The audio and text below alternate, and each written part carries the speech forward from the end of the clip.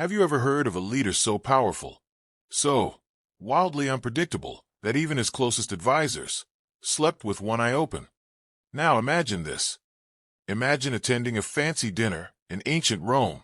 The food smells amazing, the music is soft, and everyone is trying to look relaxed. Then, out of nowhere, the emperor lifts his hand and points across the table at your wife and orders her to go to his room and wait for him. In that instant, the whole room freezes. It feels like even the air stops moving. And deep inside of you, you know one thing for sure.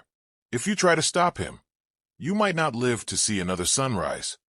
This was the kind of fear people lived with under Emperor Caligula, a man who could shatter a family with a single gesture. But Caligula didn't start out as a monster. To understand how everything went so wrong, we have to go back to when he was just a child. But before we dive deeper into this descent, make sure to help the small channel grow. Hit the like button and subscribe so you never miss any of our darker historical explorations.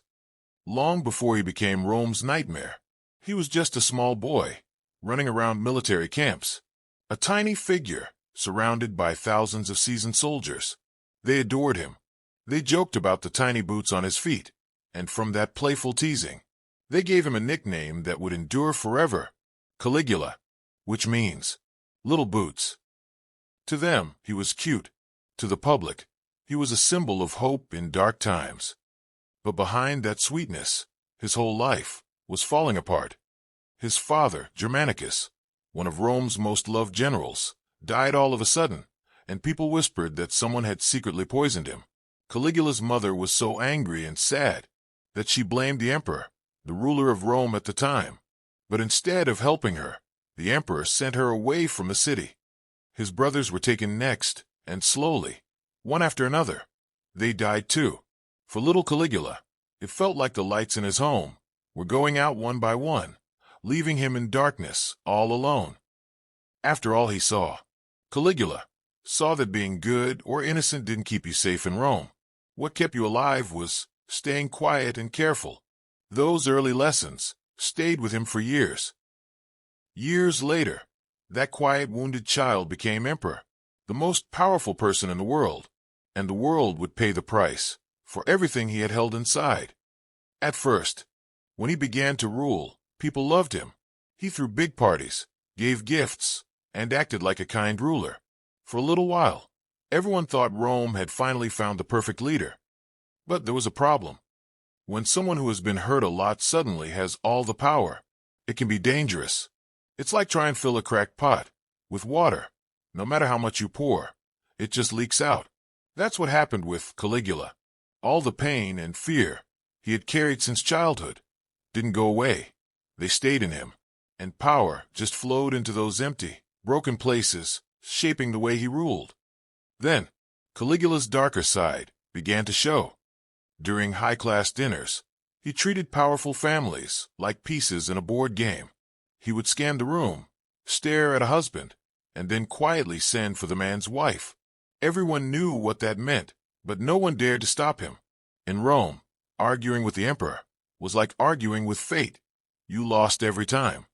He even created something like a scary inspection office in his palace, where powerful men were forced to bring their wives and daughters, knowing the emperor could choose anyone he wanted. Imagine the fear of sitting there, forcing a smile, praying that today would not be your family's turn. Sometimes Caligula invited couples to the palace and forced them into humiliating situations, claiming he wanted to test their marriage. But he wasn't testing anything. He was tearing people apart, like a child breaking toys, just to see the pieces scatter. He took pleasure in seeing families, couples, and friends feel confused, humiliated, and hurt, all for his own amusement. The most shocking stories came from how he treated his own sisters. Writers of the time say he showed them off in public like they belonged to him, and he even treated his sister Drusilla as if she were his partner. For Rome's leaders, this wasn't just strange. It felt like the world had gone upside down. If the emperor ignored basic morality, what rules were left? Caligula also kept a secret list of people who he thought once insulted him or his family. When he found someone on that list, he didn't punish just the person. He punished their entire family. No one was safe. It was like he believed that wiping out whole households could erase his own pain. Instead, he made everyone in Rome live in fear. People said that under Caligula, even staying quiet and careful could get you killed. He wasn't born evil. He was shaped by the tragedies that filled his early life. A boy who lost almost everyone he loved. A boy who learned to fear power. A man who, when he finally got power himself, used it to crush others before they could crush him. His violent acts weren't about lust or love. They were about control, about making sure everyone felt as small and helpless as he once did. Because when you put childhood trauma, unlimited power, and deep paranoia together, you get someone who sees people not as humans, but as objects they can use and throw away. Caligula didn't just break Rome's laws. He broke Rome's heart. By the 4th year of his rule, even his own guards realized that if they didn't stop him, the entire empire might fall apart. So, in a quiet hallway of the palace, a group of his own guards ended his life. When Caligula was assassinated in 41 AD, the people of Rome were shocked, but also secretly relieved. He had ruled with extreme cruelty, unpredictability, and terror. Ordinary citizens, who had lived under his strange and violent whims, quietly celebrated that the nightmare was over. There were rumors that people cheered in the streets once they realized he was dead. And so the boy once called Little Boots was gone forever. Caligula's life is more than an old story. It's a warning about what can happen when one hurt person is given more power than any human was meant to hold. Absolute power didn't destroy Caligula.